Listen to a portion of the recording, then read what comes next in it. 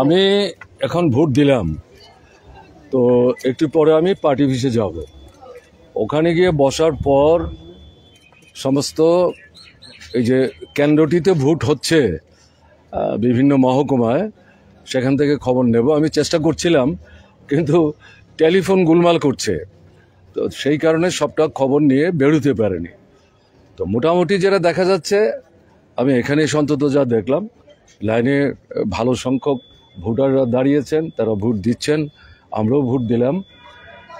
এই পদ্ধতি অনুসরণ করে যদি সারা ত্রিপুরায় ঠিকঠাকভাবে নির্বাচকদের স্বাধীনভাবে ভোট দেওয়ার যে অধিকার, এটাকে যদি রক্ষা করা হয়, তাহলে তো নিঃসন্দেহে এটা খুব ভালো জিনিস। এবং তা যদি হয়, তাহলে আমার নিজের যা ধারণা, একটা ম্যাজিক রেজাল্ট হওয়ার সম্ভাবনা আছে। আর কি প্রশ্ন? স্যার, বিরোধী যিনি প্রার্থী অর্থাৎ ইন্ডিয়া জোটের যিনি প্রার্থী, তিনি অভিযোগ করেছেন ভোট প্রহসন হচ্ছে রাজ্যে। এই বিষয়টা পোলিং এজেন্টকে ঢুকতে দেওয়া হচ্ছে, পোলিং এজেন্টকে ঢুকতে দেওয়া হচ্ছে। অভিযোগ করেছে উপনির্বাচনে বাম প্রার্থীরও একই অভিযোগ। সেই সম্পর্কে আমি যেটা বলবো, কালকে আমি নর্থ থেকে এসেছি, রাতের বেলা 9:30 অবধি আমি পার্টি অফিসে ছিলাম। তাতে প্রত্যেকটা মহকুমার আমাদের যারা নেতৃত্ব, তাদের সঙ্গে কথা বলে জানবার চেষ্টা করেছি। দেখা যাচ্ছে যারা পোলিং এজেন্ট হবেন আমাদের, আশিসবাবু বা এখানে রতনবাবুর, চিহ্নিত করে করে তাদের বাড়িতে গিয়ে থ্রেট করা হচ্ছে যে আপনারা আছেন, ভালো আছেন, থাকবেন, এবং খাওয়া দাওয়ার জন্য নাকি প্যাকেটও দিচ্ছে, বলছে কালকেও আমরা দেব, কিন্তু বাড়িতে থাকবেন, বেরোবেন না, ভোট দিতে যাবেন না। পুলিং এজেন্ট হওয়ার চিন্তা তো করাই উচিত না। এটা কালকে পর্যন্ত খবর। এখন অবধি যেটা আশিসবাবু বলেছেন, তিনি প্রার্থী, তিনিই তো সবচেয়ে বেশি খবর রাখবেন, এবং সকাল থেকেই সম্ভবত তিনি ঘুরছেন। তো তার যে বক্তব্য, এটাকে তো আমার পক্ষে উপেক্ষা করা সঙ্গত হবে না। এটা হওয়া অস্বাভাবিক না, কারণ ত্রিপুরায় 18 বিধানসভা নির্বাচনের পর থেকে এ যাবৎ 23 বিধানসভা নির্বাচন পর্যন্ত পঞ্চায়েতের ভোট হয়নি, নগরের ভোট হয়নি। এই তো এখানেই তো 10:30 11টার পর থেকে কেউ আর ভোট দিতে পারেননি। এখান থেকে 150 মিটার দূরে মুখ্যমন্ত্রীর বাড়ি, আর 150 মিটার দূরে ডাইরেক্টর জেনারেল অফ পুলিশের অফিস। এদের চোখের সামনেই ভোট লুণ্ঠন হয়েছে। এবং এখানে আমাদের পার্টি নেতা ঝলক মুখার্জি, তাকে ধরে এনে একটা এই বিদ্যালয়ের ক্লাসরুমে ঢুকিয়ে বাইরে থেকে দরজা বন্ধ করে বাইরে থেকে চিৎকার করে বলছে, আমাদের ক্ষমা করবেন, এবার আমাদেরকে আমাদের মতো করে ভোট দিতে দিন, না হলে আমাদের ভবিষ্যৎ অন্ধকার। এটা হচ্ছে ঘটনা। ফলে 11:30টার পর থেকে এখানে ভোট কেউ দিতে পারেনি। এখন লোকসভার নির্বাচন আপনারা জানেন, 2019-এর যে লোকসভা নির্বাচন, 52 সাল থেকে নির্বাচন হচ্ছে। প্রথম এই ত্রিপুরার পশ্চিম যে আসনটি সাধারণ আসন, এই আসন তার নির্বাচন বাতিল করবার জন্য আমরা দাবি করেছিলাম। নির্বাচন কমিশন আমাদের এই দাবির পরিপ্রেক্ষিতে কেন্দ্র থেকে তাদের প্রতিনিধি পাঠিয়েছেন, তারা এসছেন, তারা তথ্যাদি সংগ্রহ করার চেষ্টা করেছেন। আমি নিশ্চয়ই ধন্যবাদ জানাবো সেই সময়ে যিনি রাজ্যের চিফ ইলেকট্রাল অফিসার ছিলেন, একজন ডাইরেক্ট আইএএস অফিসার, অত্যন্ত সাহসী দক্ষিণ ভারতে, এবং সে সেখানে নির্ভীকভাবে যা ঘটনা ঘটেছে তার সমস্ত তথ্যাদি একসাথে করে কেন্দ্রীয় নির্বাচন কমিশনের প্রতিনিধিদের হাতে তুলে দিয়েছেন। তারাও বিভিন্ন মহকুমায় গিয়ে ভোটের কাজের সঙ্গে যারা যুক্ত, এমনকি কোনো কোনো ক্ষেত্রে অপ্রত্যাশিতভাবে ভোটারদের সঙ্গে তারা স্বেচ্ছায় কথা বলার চেষ্টা করেছে। অভিযোগ যা পেয়েছেন, তাদের যে মতামত, প্রতিক্রিয়া, তারা দেখছেন এগুলোর মধ্যে মিল আছে। ফলে এই নির্বাচনে প্রায় 200-র মতো বুথে রিপোল করার সিদ্ধান্ত ইলেকশন কমিশনকে ঘোষণা করতে হয়েছে। 52 সালের পর ভারতবর্ষের 543টা আসনে যে সরাসরি ভোট হয়, কোনো লোকসভা কেন্দ্রে এত বুথে রিপোলিং এর আগে হয়নি। এবং শুধু তা না, এই রিপোলিংয়ের ডিক্লারেশনের সাথে সাথে পূর্ব আসনের ভোট ছিল 7 দিন পিছিয়ে দিতে হয়েছে। রিপোলিংয়ের পরও এখানে যে ভোট হয়েছে, সেখানেও রিগিং হয়েছে, পূর্ব আসনেও রিগিং হয়েছে। কাজেই ত্রিপুরা ভারতবর্ষের মধ্যে মনে হচ্ছে একটা দ্বীপ, অন্য জায়গার মানুষ আমরা, এবং এখানে ভোটের অধিকার ছিনিয়ে নেওয়া হচ্ছে। এই করে বিজেপি দল শাসন ক্ষমতায় টিকে থাকবার চেষ্টা করছে। এটা শাসক দলের শক্তি না, দুর্বলতার লক্ষণ। গণতন্ত্রকে এইভাবেই ধ্বংস করছে। তো এবারকার লোকসভা নির্বাচনে 27টা রাজনৈতিক দল একসাথে মিলে তাদের স্লোগানটা কি? দেশ বাঁচাতে হবে, আমাদের দেশের সংবিধান রক্ষা করতে হবে। সংবিধানের মূল কথা হচ্ছে গণতন্ত্র, সংসদীয় গণতান্ত্রিক ব্যবস্থা, এটাকে রক্ষা করতে হবে।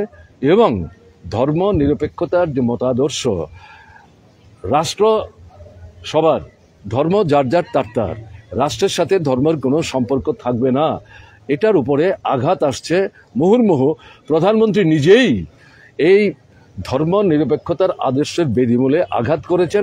এটা রাম জন্মভূমি উদ্বোধনের যে অনুষ্ঠান, তার মধ্য দিয়ে সারা ভারতবর্ষ এবং পৃথিবীর সামনে তিনি পরিষ্কার করে দিয়েছেন যে সংবিধান ছুঁয়ে আমি প্রতিজ্ঞা নিয়ে গড়াগড়ি খেতে খেতে পার্লামেন্টে ঢুকেছিলাম, এগুলো কথার কথা, লোক দেখানো। এবং তিনি এই সংবিধান পদদলিত করে দেখা গেল সেখানে রাম জন্মভূমি উদ্বোধন করতে গেলেন, রামের নাকি তিনি প্রাণ প্রতিষ্ঠা করেছেন। এগুলো সারা ভারতবর্ষের মানুষ আমরা দেখেছি, পৃথিবীর মানুষ দেখেছে, প্রশ্ন তুলেছে।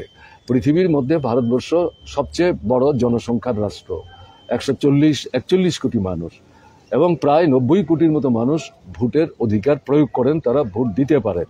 পৃথিবীতে আর কোনো দেশে এত ব্যাপক আপনার এই সংসদীয় গণতান্ত্রিক ব্যবস্থা এবং ভোটের ব্যবস্থা নাই।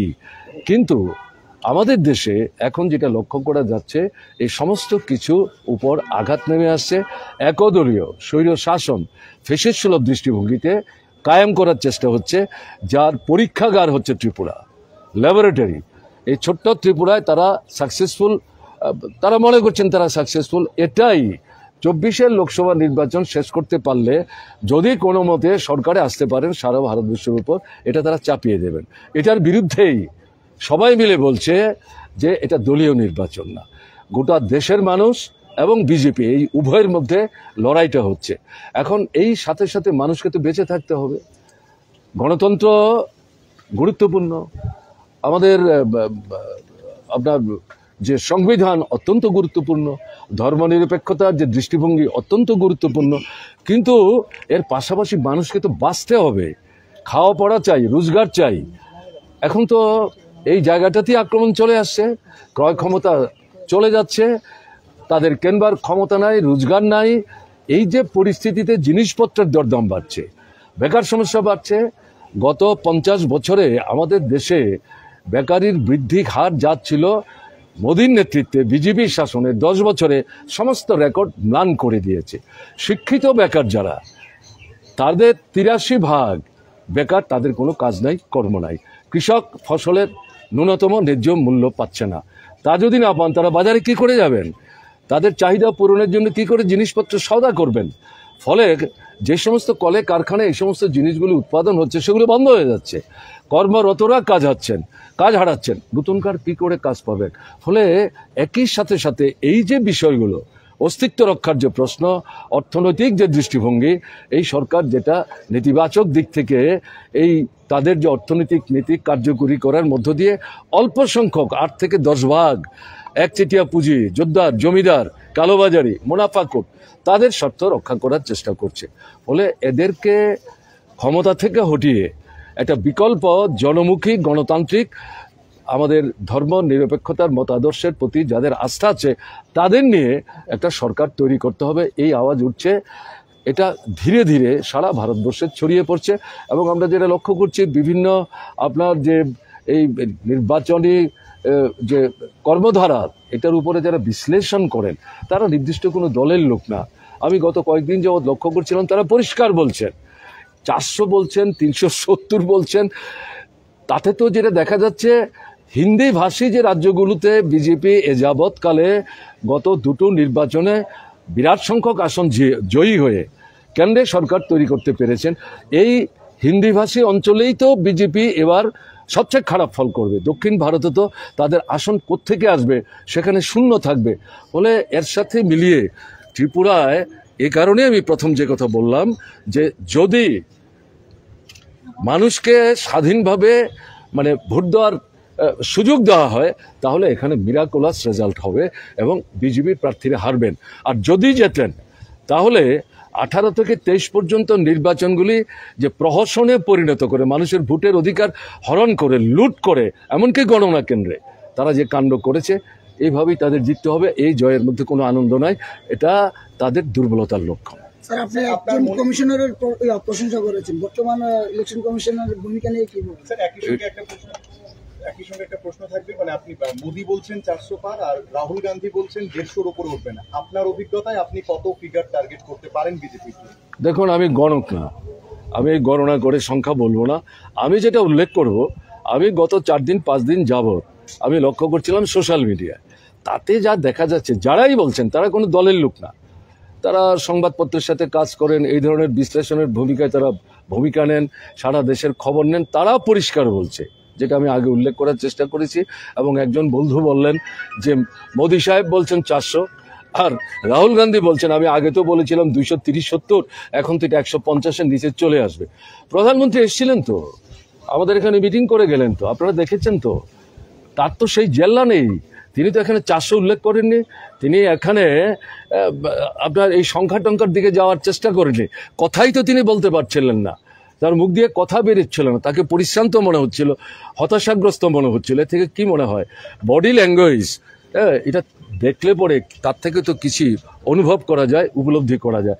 কাজে এর থেকে বুঝবার চেষ্টা করবেন এবং আপনাদের কাছে অনুরোধ করব, যদি ভোট দিয়ে না থাকেন, ভোট লুটের প্রক্রিয়া শুরু হওয়ার আগে নিজের ভোটটা কিন্তু নিজেরা দিয়ে আসবেন, এই আমার বক্তব্য। স্যার, একটা শেষ প্রশ্ন থাকবে। বিপ্লব দেব সেদিন সভা মঞ্চে দাঁড়িয়ে একটা অভিযোগ করছিলেন, তিনি সবার কাছে বলছিলেন যে মানিক সরকার এবার সিপিআইএম এর সিম্বল ছিঁড়ে হাত চিহ্নে ভোট দেবেন। তো সেইভাবে আপনার অভিজ্ঞতা এবং বিপ্লব দেবের পাল্টা প্রতিক্রিয়া আপনার কি থাকবে?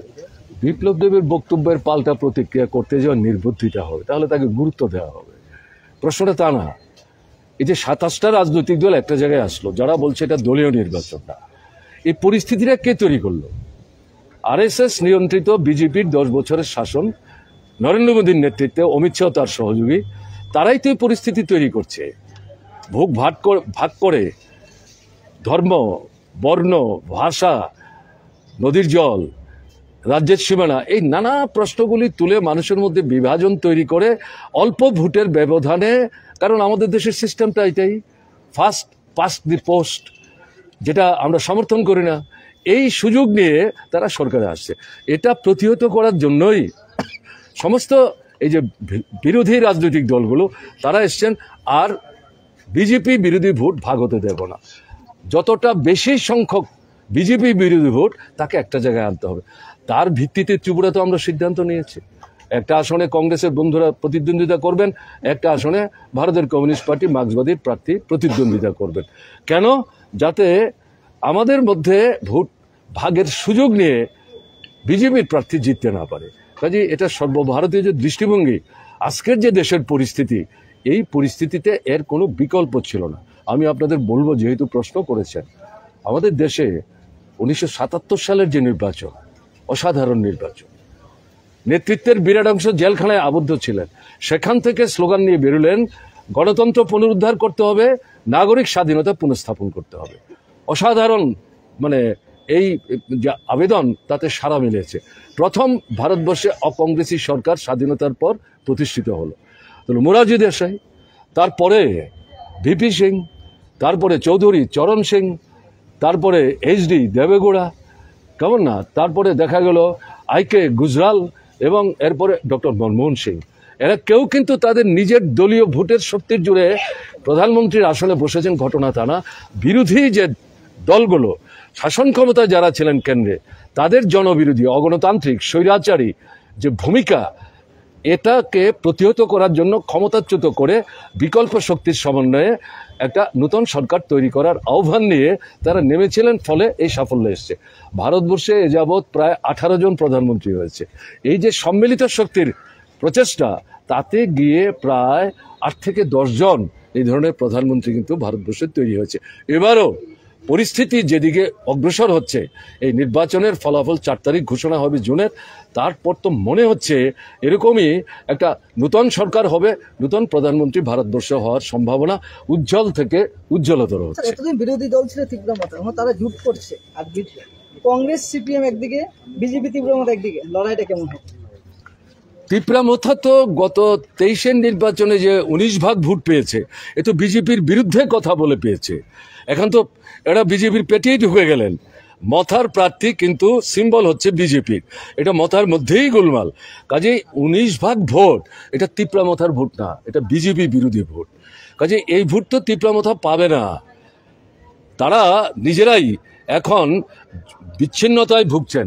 ফলে আপনি যে প্রশ্ন করছেন, লড়াইটা খুব ইন্টারেস্টিং হবে, তেজি হবে। এই কারণেই বলছি ম্যাজিক্যাল রেজাল্ট হওয়ার সম্ভাবনা আছে, কিন্তু মানুষকে নির্বিঘ্নে ভোট দিতে হবে। পোলিং এজেন্টকে ঢুকতে দিতে হবে, পিটিয়ে তাদেরকে বের করা যাবে না। তাহলে কি করে হবে? ত্রিপুরায় যেভাবে ইন্ডিয়া জোট দানা বেঁধেছে, সারা দেশে এক এক দলের ভূমিকা এক এক রকম, সেটা নিয়ে বিজেপি কটাক্ষ করছে। যেমন বাংলায় তৃণমূল নেই ইন্ডিয়া জোটের সঙ্গে, আবার কেরলে কংগ্রেস সিপিএম একসঙ্গে নেই, কি বলবেন? কেরলের যে অভিজ্ঞতা, এটা তো মানে ট্র্যাডিশনাল, এটা নতুন করে বলার কিছু নাই। তারা অনেক আগেই দুই পক্ষ তাদের নিজেদের মধ্যে আসন ভাগটাগ করে ভোটে নেমে গেছে, এবং ওখানে বিজেপি একটা আসনও পাবে না। এটা হচ্ছে একটা।